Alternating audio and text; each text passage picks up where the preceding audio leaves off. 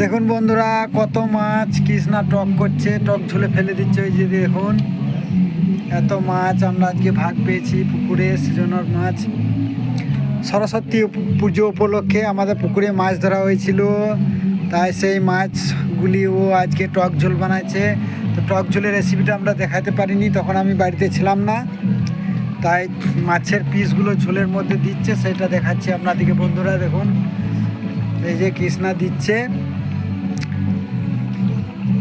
আর এইদিকে আমার মামন ভাত খাচ্ছে। ও আজকে উপোস করেছিল, এই মাত্র পুজো হলো, পুজো করার পরে ও আবার ভাত খাচ্ছে।